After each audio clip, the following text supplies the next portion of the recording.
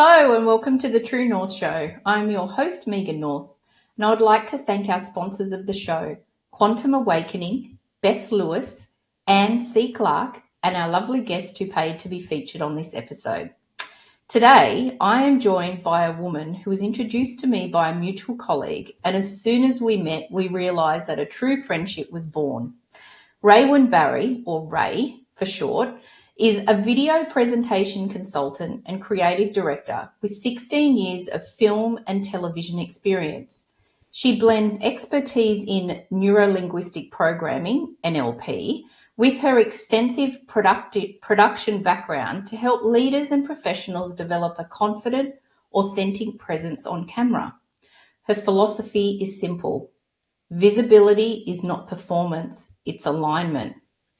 Having managed large-scale productions, directed international campaigns, and supported top brands and speakers, Ray brings technical know-how and emotional intelligence to her coaching. Her approach combines mindset, storytelling, nervous system regulation, and creative media strategies, helping clients transform inner resistance into calm authority and compelling screen presence. Ray's signature framework, Align, Frame, Express, Create, takes clients from intention to impactful content, whether through one-on-one coaching or group workshops like CEO Zoom Room. Oh, that's a bit of a mouthful. Known for her calm, grounding energy, she supports entrepreneurs and coaches worldwide to build brands that are both credible and deeply authentic. Her mission is to humanize digital communication, empowering people to show up powerfully and truthfully in every environment. For Ray, video is more than a marketing tool. It's a mirror, a space where truth, power, and humanity meet. And through that lens, she's helping a new generation of leaders rise, not by becoming someone else on camera, but finally becoming themselves. Wow, wow, wow. Welcome to the show. I'm so excited about our conversation today. Thank you for having me. You're welcome. How does it feel, me reading out that bio to you? Yeah, it's quite surreal, really, because it's taken... I don't really like saying it's taken a lot of work because I don't want it to sound like it's been a hard process, but it's certainly, and especially in context of what we're talking about today, it's been a journey to get to that point that when you hear it back and in those powerful words, helping people rise and finding themselves and being in alignment on camera, like, it's still surreal to hear. Yeah. Because it sinks in. It sinks in at a soul level. It genuinely touches my heart every time that I hear. Oh, that's good. So, I'm so pleased. Yeah, good. So you've been working in film and television for 16 years. So what was the defining moment that led you to pursue this true passion and purpose that you've got? Take us back. Wait, right. So we're going right back, right? We're not going to where I am now. So yeah, I was actually 16 years old. I was in the guidance counselor's office at school, and guidance counselor being career advisor as well. It was a very small, I'm in a very small town. I grew up in a very small town, and it was a very rural school. And he called me in to say, what do you want to do with your life? And for context, the school that I went to, the career pathways were like farming, building, and accounting. So we're talking very rural, very farming country. And I sat there and I just had, I call it as an intuitive moment. To me, it was like a divine guidance kind of moment, because just completely out of nowhere, I went, I think I want to try media. And I saw this guy look at me and he was just a little bit like, oh dear, like you're going to be a little bit tougher, a little bit harder to put in the world out there. Yeah. But as luck would have it, and I had no idea it existed, but a regional television station had actually started in our city, and it had been operating for about a year. And so he had gone out, I believe his name was Mr. Gwilym. I'm going to have to go fact check that. But he went out and he was like, he came back to me. He's like, I know you said media. He's like, you weren't very specific. And he's like, but here's all of these university opportunities. And then he went, but here's this channel that has started in town, a local TV station. It's like, do you want to go there and see what this is all about? And I did. Long story short, I went there. We had this program called Gateway, which allowed students to be positioned in workplaces and experience what it's like working in an industry. And I was like, cool, this is fun. I didn't leave. So I was like 16. It was like it was about March, April. So 4 months into the school year of my sixth form year. So I was sitting my level 2.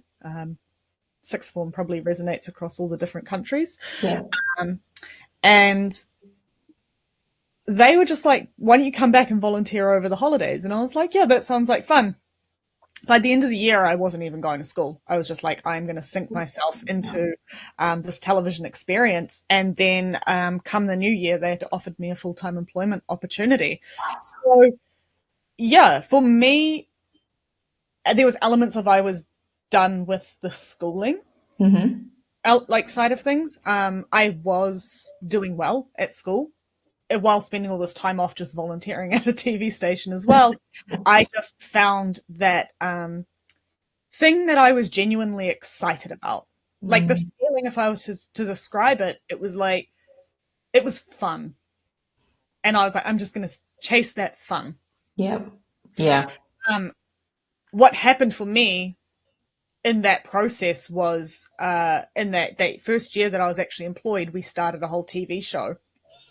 So it was a magazine style show, and I was producing that, I was editing that, and then a year later, the news person had happened to leave, which held it had a government funded contract that was enabling the station to work, to survive financially. And so he stepped down from that opportunity, and they said, hey, Raewyn, like, you're doing fine with this show. You seem to just be picking up things quite naturally. Do you want to move into the news? And I was like, yeah, okay. And I was like, I'll give it a go. When we talk about news in a regional space, like my city, my home city has about, I think, 90,000 people now in the region. Back when we were there, because we're talking 16 years ago, it was about 60 to 70,000 people that we could actively broadcast to. So there was one person who did the news. it was writing, filming, editing, and delivering 5 days a week. Wow. So if I was sick, someone else would do the job, but for the most part, it was me. It was a very autonomous role. So, yeah, in my late teens, I was learning pretty much every aspect of what went into making a show from behind the scenes. And it was so much fun. Like it was ridiculous fun. We were sending some of the footage that we were capturing in the news alone off to the mainstream channels for the 6 o'clock, nationwide news, which was really fun. So that's pretty much how it all started. Wow. Was this opportunity that allowed me to shadow people who I saw as experts. They were also learning in their own way, but we had the part that I guess I'm missing out of that story is in that experience, the professionals that were also able to pass through our TV station. And because of what I can look back now and really appreciate the enthusiasm, excitement, and general interest that I was showing as a young person, just that whole fascination that a lot of these people were like, oh, let me just show you how to do that. And so that level of exposure to experts because of enthusiasm, it's the attitude that you turn up with, people will allow you to see things. So absolutely. Yeah. And when you made that decision, so when you said that in the town that you lived in, there was usually 3 things that you would usually do. So was that something like, did you have to have a conversation with your family, or was it just, this is what I'm doing and I'm just going to follow my purpose and passion and I'm just going for it? Oh, this is where I think I hit the lottery with my family. My school was way out of town. Like it was way out of town, but my home is closer to the city. My family home is. And so my parents have always been about do what feels good. My mum's an artist. My father, he's a welder fitter. I usually get that in the wrong order. But both quite creative by nature. So they really, I think in all of us, kids, siblings, they were like, do what feels good and just try on life. And I think, like there's pros and cons to that. But for me, I definitely like at an extreme level dove into a subject and stayed. Yeah. And so I suppose for you, it was just normal then that feeling of every opportunity that comes to you, you're just like, yeah, I'll give it a go, because you've that's the environment that you've grown up in the sense of you've not really been in a box. You've actually been, if an opportunity comes, then go for it and just trial it out. Yeah, if it feels good. Yes. Like in the filter of if it feels good. Yeah. In a strange way, like, and I guess the reason I'm like looking up for thought around that is because I just recognized that was that element, is like there was a certain element of my parents certainly being like, follow something creative and do what feels interesting to you, but really like I probably filtered it through a very internal context of do what feels good. Yes. You know, if you're getting enjoyment from it, keep pursuing that learning pathway. Love it. Yeah.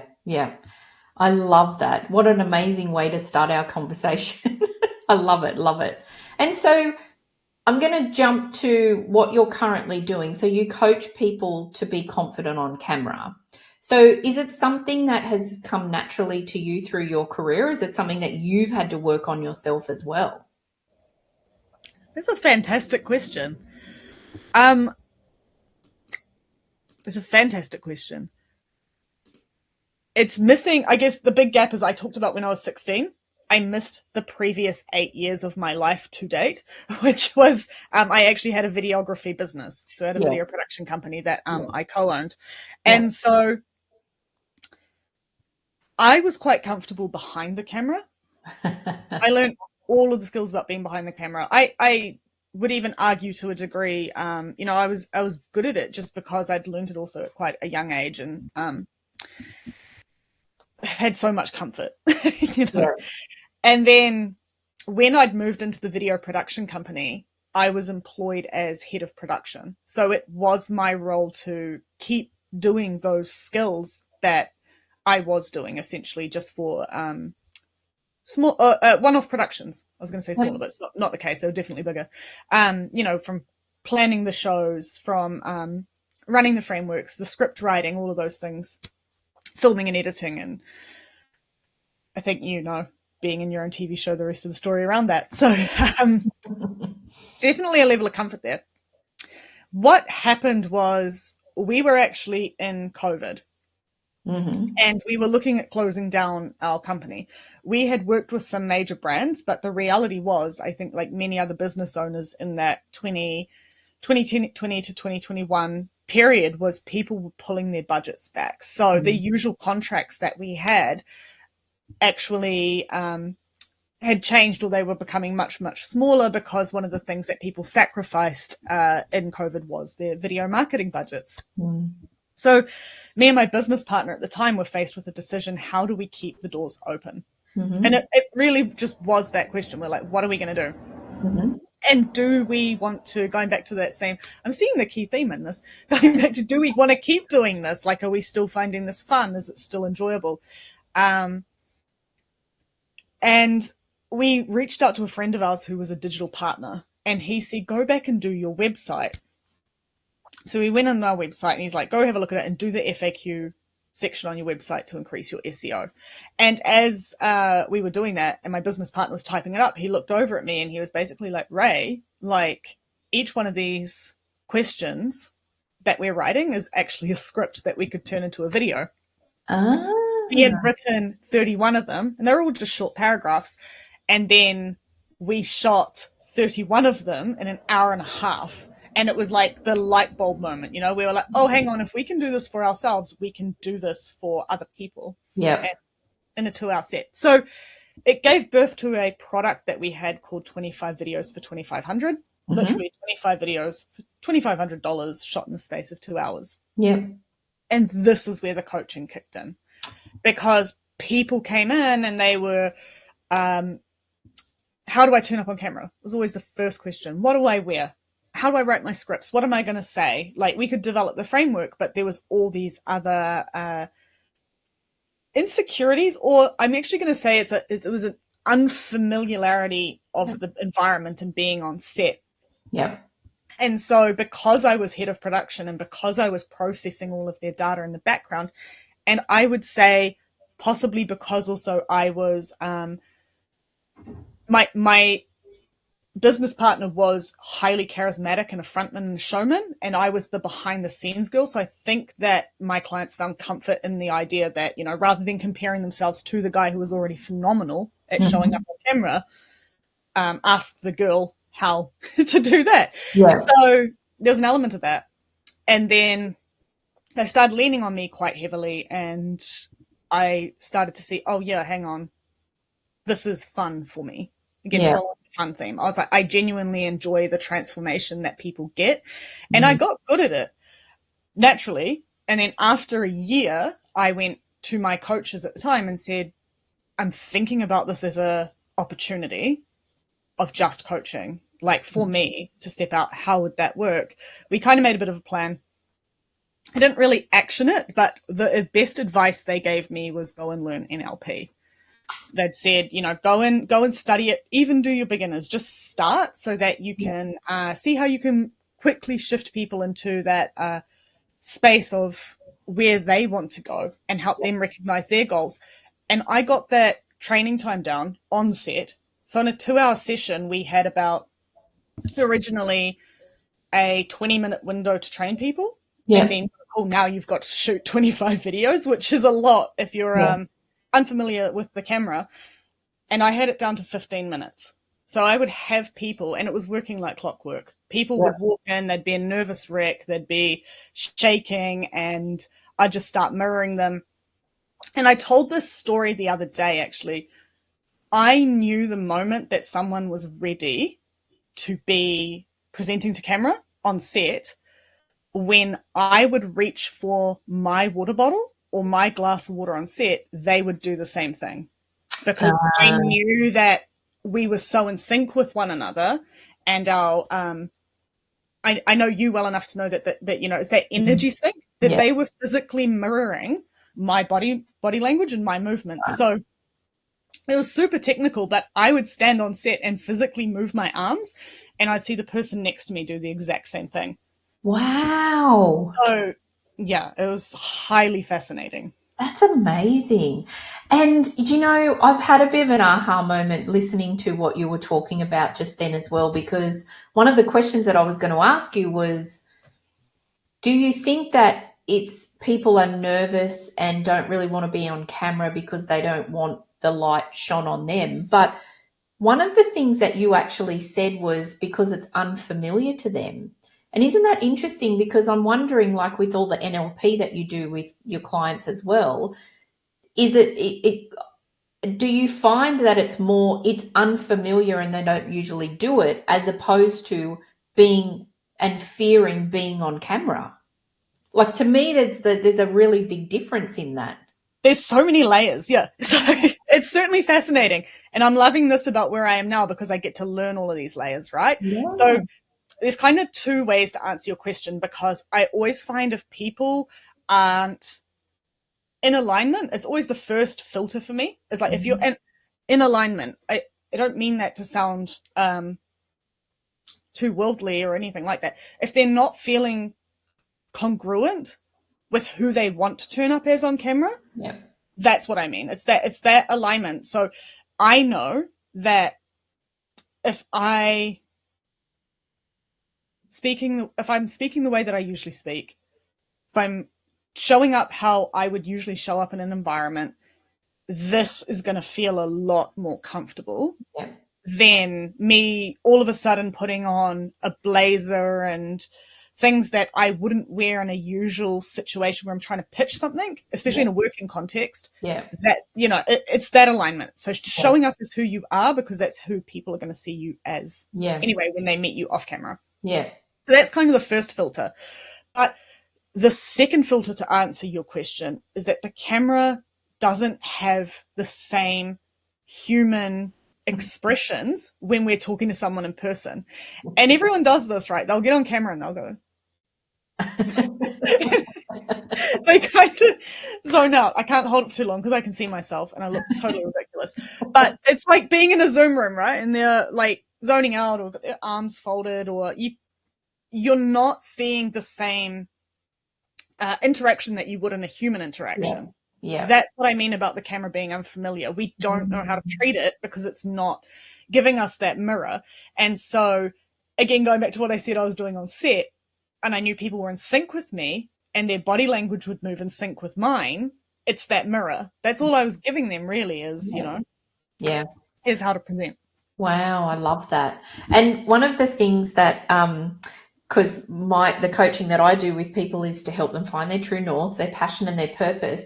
And when I talk to them about showing up and how are you showing up and are you doing videos and that sort of thing, and they're like, oh my gosh, I really hate being on camera, and and they're agonizing. I did this YouTube short for 25 seconds and I still haven't sent it. And I say to them, seriously, we now have less than 2 seconds to grab someone's attention on social media. So these 5 hours that you've agonized over this 30-second YouTube short, seriously, like the people who are going to need to see it are going to see it. I think that people get so in their heads about what they look like and is it perfect and that sort of thing. But actually, we really do only have less than 2 seconds to capture someone's attention. Yeah. Actually, I like that you're saying 2 seconds. Yeah, I do. I agree with you. We've got 2 seconds to capture someone's attention. We've got 6 seconds to form a first impression. Yeah. So it takes 6 seconds, generally speaking, for somebody to actually form a impression and get a read on whether or not they should feel guarded around you or they should feel warm and open. Yeah. And I like that. I like that as a statistic because I still believe that we should intentionally craft that 6-second impression. Mm-hmm. Meaning you should turn up with intention. You should be thinking about what you're wearing. You should be thinking about what is being said in that first 6 seconds. Absolutely. Yeah. Absolutely. The part that I think people get stuck on is probably that analyzing quite heavily, what is that information? What is that detail? And then going, is it in alignment with who I am? Am I turning up in a smiley way? Am I presenting the best version of me? And it becomes a lot of questions all asked, in what's probably 0.5 seconds to someone. Yeah, exactly. And also the comparison.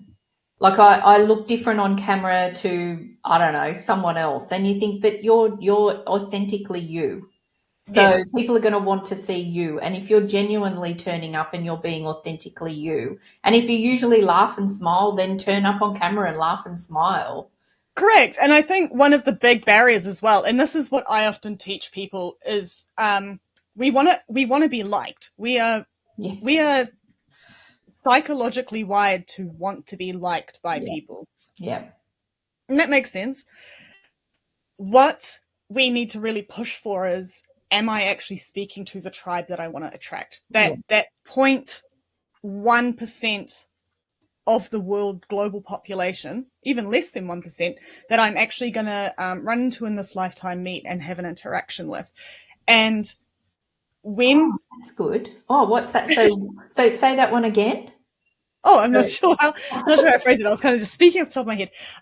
So yeah, we need to be speaking to that 1%, or that it's less than 1% of the population that we're actually going to meet in this lifetime. And those are the people who, in that 6 seconds that you have an interaction with, they're going to go, I actually like you. There's something about you that I like. And I used to say this a lot to my clients. You need to turn up in what it is that they're most likely to meet you in, especially when it comes to wardrobe and how you're presenting. So there's this example of this guy, and I went to so many events where I saw him talking. Mm-hmm. Not going to use his name, obviously, but he was wearing a suit every single time that I saw him, a suit and a tie, and he was always beautifully dressed and highly manicured. And I was always like, oh yeah, I know this guy. Oh, it's him again. Oh, cool. And I was sitting with my business partner in Auckland, and we were having lunch. And this guy comes up to us, and he was wearing his athletic gear. And I was going, I have no idea who he is. And I'm sitting there, I'm like, to my business partner, I'm like, it's not hitting me, trying to mask the expression on my face, going like, he really seems to know us really incredibly well. And I'm like, I was mortified. I was like, how could I have forgotten a client? Like, my first thing was like, he's probably a client, and I was absolutely mortified. And then he goes, oh no, it's me, and we met at this thing. And I was like, oh, thank God he introduced himself. Thank God he said his name, because I had no idea who he was. But it's just to back up what I was saying, like, I was so used to meeting him in the suit that it had become part of his identity. Yep. And so when he was in the suit and he was looking less than perfect, all of a sudden I was like, I have no idea who you are. And like, his social media, he's all perfect. Yeah. And so again, it comes back to that first filter that I was talking about, that alignment, that congruence, that actually turning up how people are going to meet you in the right way. Turning up in the way that people are going to see you and meet you in. And actually, that's not a bad way for him to then walk through the world anonymously, right? In the sense of, if he wants to go to the grocery store and just do his groceries, then no one's going to recognize him, so he's not going to get bothered. Yeah, I love that. I love that level. Yeah, strategically, that's fantastic. I was just absolutely mortified when he knew who we were. Yeah. And both of us were like, who's this? Who is like, this? Yeah.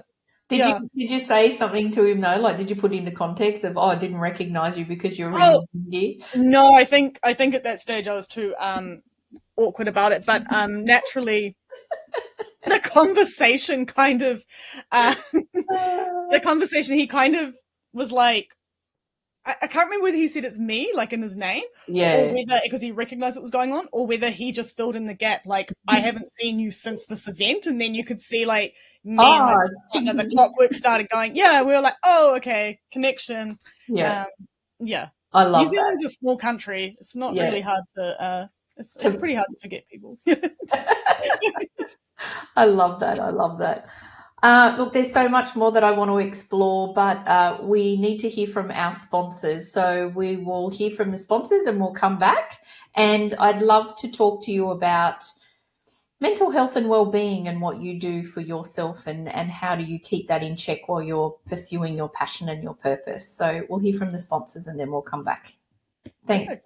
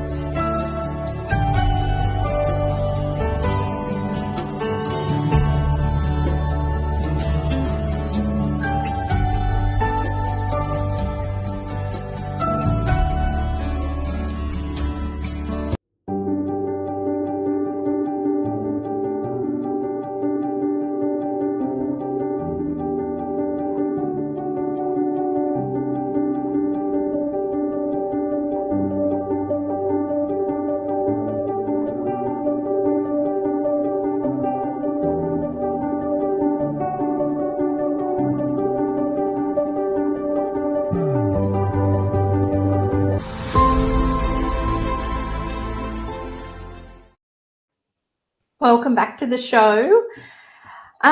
So Ray, when you've spoken about the fact that you absolutely love what you do and it's fun and you find joy in what you're doing. So do you find that looking after your mental health and well-being is quite easy because you're doing everything that you love? Or is there times where you've really got to look after it? How deep are we allowed to get here? You can go as deep as you like. Okay, fantastic. Yeah. So The short answer is that I think I've had experiences with mental health being younger that have probably given me some really good foundational skills to cope better with what that means now, or how that might show up in today's life. So I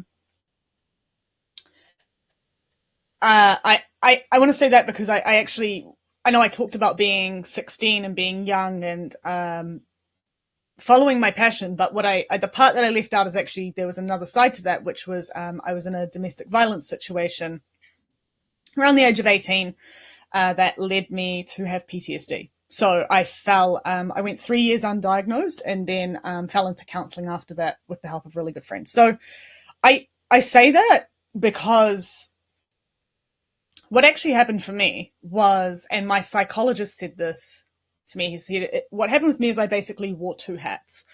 And I wore the work version of me, which was who the world was allowed to see. And when I say the world, I mean everyone. Mm-hmm. But the private version of me became largely non-existent. And so I was exceptional at work. And it's why I ended up in a business partnership quite young. It's why, like, I can look back and see the pathway as well, but it didn't come without the challenge of not knowing who I was, if that makes sense. So I want to preface with that. Like, for me, I don't consider myself, I don't believe there's a normal path for anyone. Like, everyone has their own journeys. I'd never say that mine is, different or worse or anything like that. Right. What I am saying is that I do think that I was different because those years between 18 to 21, where all of my peers were having a love life and exploring all of these, things that teenage girls should be doing, I just wasn't, because I wasn't in that space to handle that kind of life. So I think that's why I kind of wanted to say that, because I think that gave me a different view on how to handle mental health. I put myself through extraordinary levels of stress.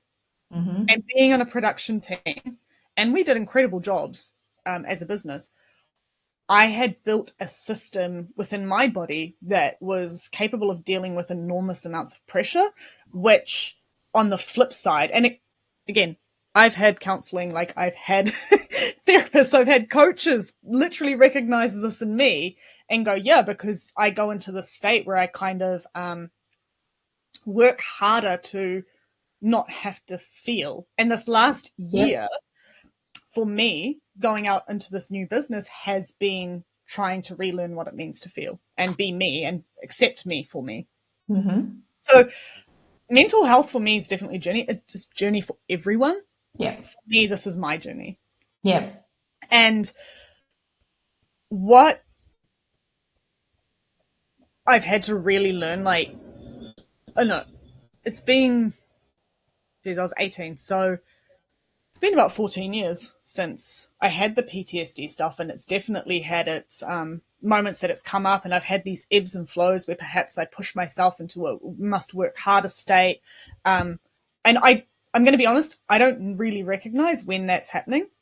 Ah, okay. Because for me, it's quite comfortable. It's a fight or flight situation. So I'm like, oh, this is me fighting before I freak. So it feels kind of normal. Yep. What I've become hyper aware of in this year has been trying actively to acknowledge when that state is coming up. Right. Not suppressing it, but more being observant of it. And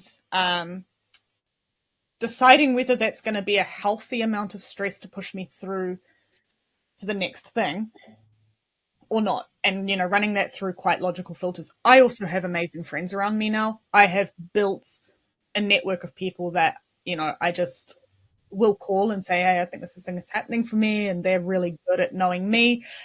These are friendships that I will protect very highly, probably for the rest of my life, because of that they bring into my life. But if we're talking about how to manage that on day to day, One has been meditation this year. Not every day. I actually had this conversation earlier this week. I haven't been able to keep up with the day-to-day every single day. Yeah. I don't feel bad about that. Yeah. What I feel great about is that I've actually acknowledged within my brain that in order to, and within my body, being able to cope with all of the ups and, I don't want to say ups and downs, but all of the different ebbs and flows within a business, and all of the different ebbs and flows that's happening in the world globally, and all of the different things that can happen on within your family or your personal life, whatever kind of life that you want to put into that spectrum. The meditation just gives you that moment to not have to be influenced by that. Mm-hmm. So that was really useful, just slowing down. Mm-hmm. And my coaches see this, they'll laugh. Setting boundaries. Mm-hmm. Actually saying no. And actually saying someone else can do this role. Yeah. Someone else can do that. I don't need to be the one doing the framework. Yes, Yeah. I might be great at it. Someone else can do it. And actively training people. Yeah. So Yeah. managing it differently. That's Wow. taken years to learn. Yeah. Yeah. Years and years. And I love that you talk about when you said that you found meditation and how it works for you, and that it doesn't necessarily mean it's every day. But I love that, because I think if you find things that work for you, and now that you're starting to be observant of when things are coming up, at least you've got a tool that you can use that that works for you. And I think sometimes when we're trying to manage our own mental health and well-being and what works and what's good for me, it is about trialing things and then finding, oh, actually that actually works really well for me. How can I use it when I need it? Absolutely. Yeah. And also, I mentioned my friends. For me, I've realized talk therapy really works for me. Yeah. And I know there's a great talk by Simon Sinek, and he says it takes 8 minutes on the phone with a friend to change your state and calm down. For me, that's been immensely true. Yeah. And I've noticed as well, because I tend to, when stress pops up for me, I tend to, and I say stress because that's my demon, but when it crops up for me, I typically shut it down. Mm-hmm. And then I let it bottle, and I'll let it bottle. And then I'll talk to that friend and I'll be like, no, this is what's going on. And they'll be like, oh, you should have called earlier. Yeah. And I'm like, oh, yeah, silly me. Oops. Yeah. So, everyone has their own way.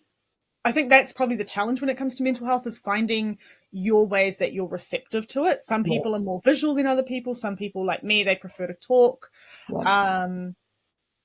Others just prefer to have more quiet space. And there's no wrong or right way. It's finding what works for you. And the meditation for me was that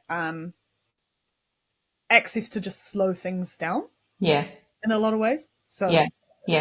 And that's great. I love that advice that you've given, that there's no one-stop shop for everybody. Like, we're all different. I had a lady on the show last season, and the way that she helps her mental health and well-being is she plays chess, because it just calms her. She said, I can't meditate, but I can play chess.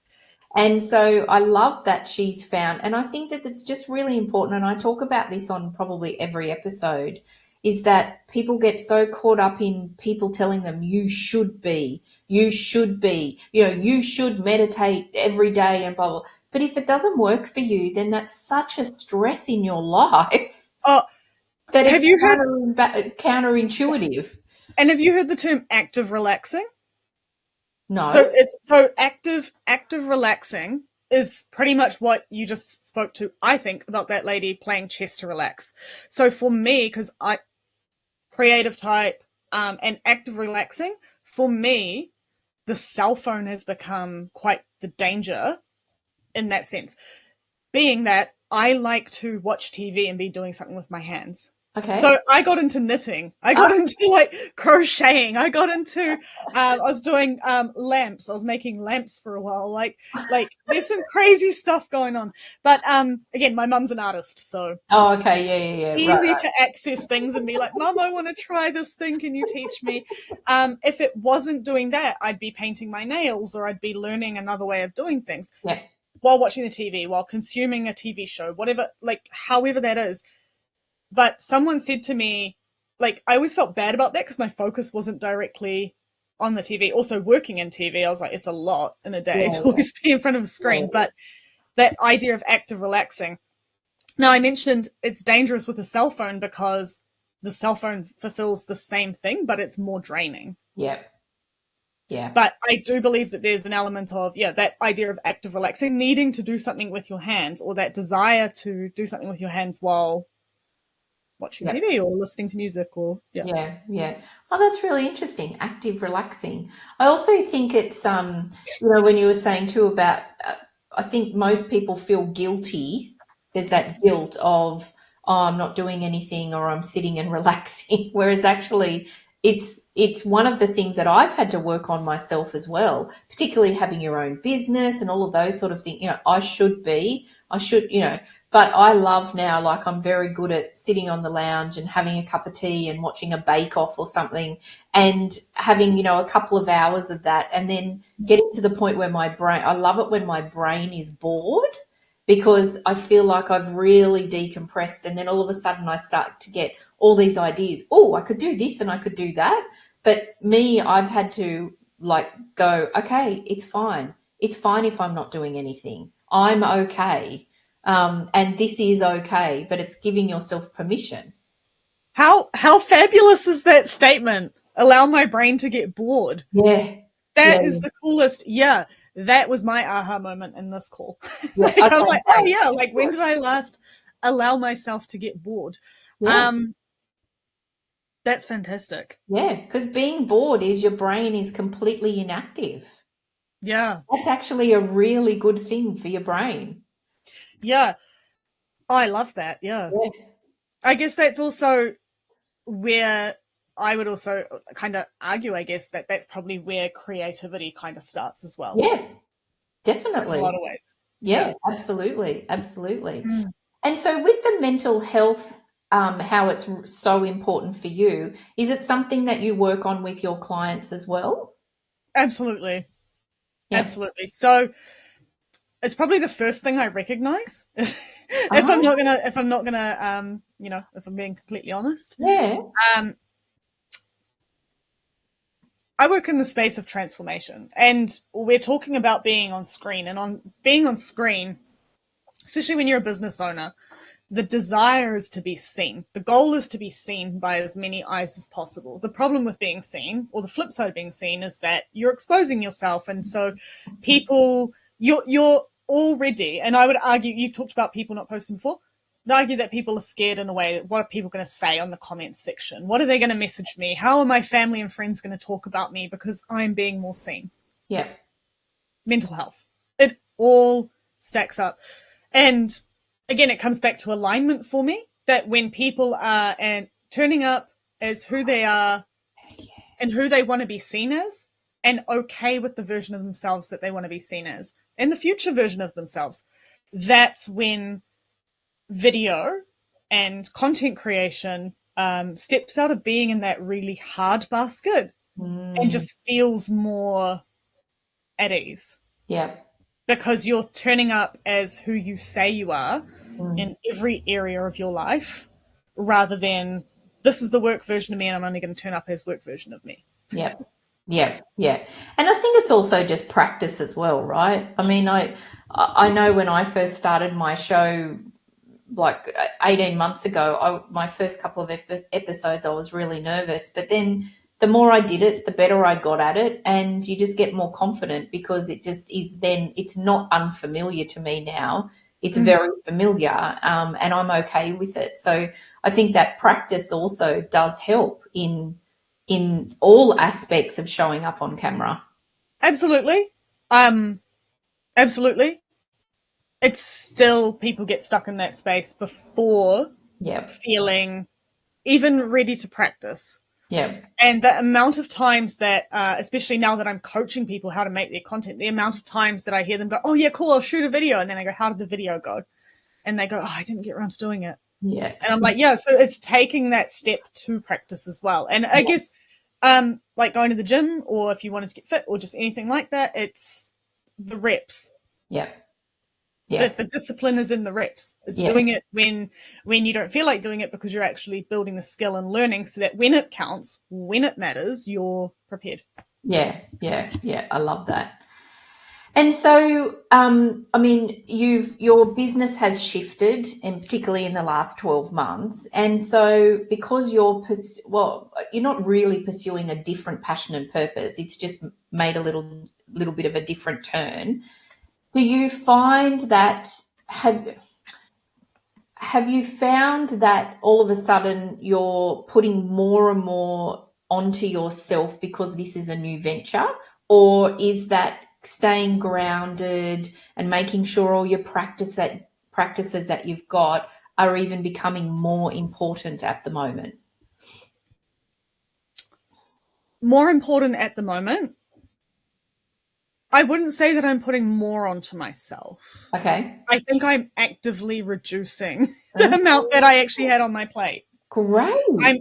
I'm hyper aware of it.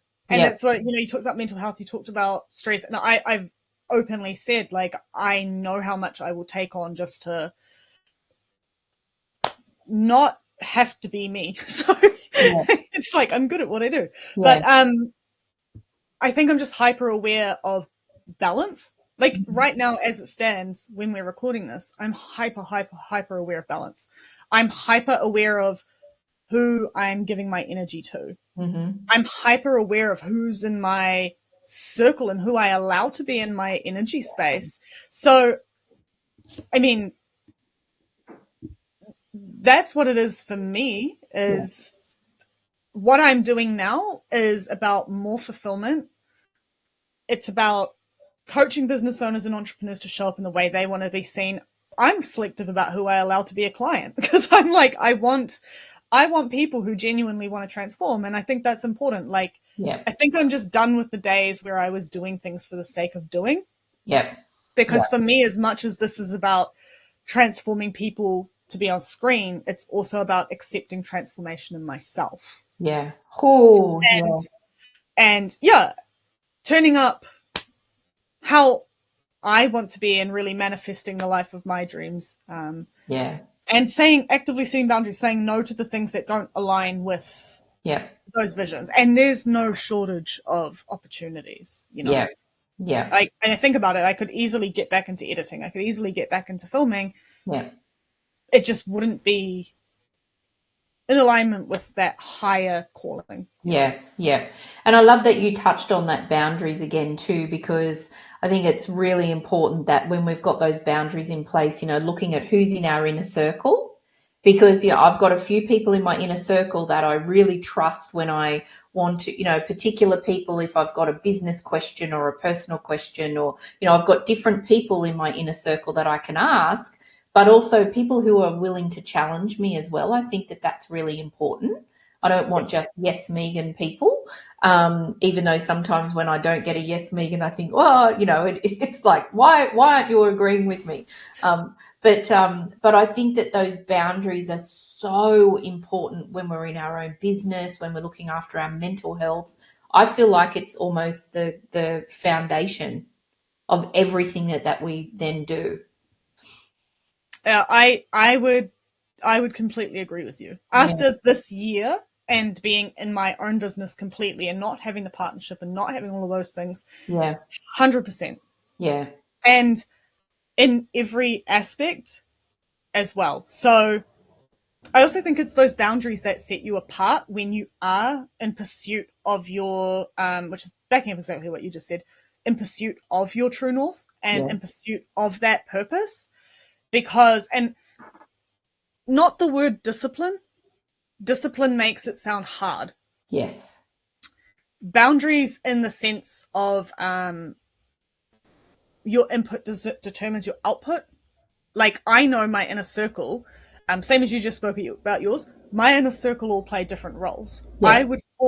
I've got 3 people straight at the top of my head, and none of them are my family members, just being completely honest. Yeah. They are, people who I would say are best friends, because I can call them for different topics. I've got like personal life, I've got my business life, and I've got my goal life, and like my goal friend, if I called him, he would literally fact check me and say, but you told me this, and so what are you still going on this pathway? And he, in so many ways, holds me accountable to my purpose. Yeah. But they all play different roles depending on where I might be feeling a need to fill the cup in whichever area, right? So there's boundaries in which they play as well. Yes. I would say, like for me, it's everyone's in a boundary. Yeah. I love that. And I was gonna say as well, I think taking a step back and looking at it a little bit more globally, I guess, as well. Like, I've always, I think, to some degree, followed what feels good to me. I mean, I said that I did that at 16. It's not come without its challenges. Like I said, being in that 18, with just minus the PTSD part, but being in that 18 to 21 space when all of my friends that I had at the time, when all the girls of my age were going out to town and they're exploring this life, actively choosing to not do that because that didn't feel comfortable to me. Yeah. Without the mental health, like I just didn't feel, it didn't feel right. Yeah. What I've learned later in life is like, I don't like clubbing. Like I go into a really strange space and I'm like, okay, I feel like I'm on the spectrum if I'm in a club because the noise is too much and there's too many people and stuff. And so that's also a boundary for me as well, is recognizing in myself, I'm not the same as all the people that I went to school with. I'm not the same as the people who are in my community. It's like an acceptance of actually my boundary now is that I'm okay to be me. Yeah. And okay to be seen as me. And okay to be seen as being different. Yeah. Because it's kind of propelled my trajectory in a lot of ways, but also kept me in a space that I can pursue what feels right. Yeah. Wow. So to me, that's also a boundary. Yeah. I love that. Doing all of that and then still just being you and true to yourself. I think that's really beautiful. So we actually only have a couple of minutes left. Can you believe that? I've only asked you like about 2 or 3 questions. You'll have to come back. So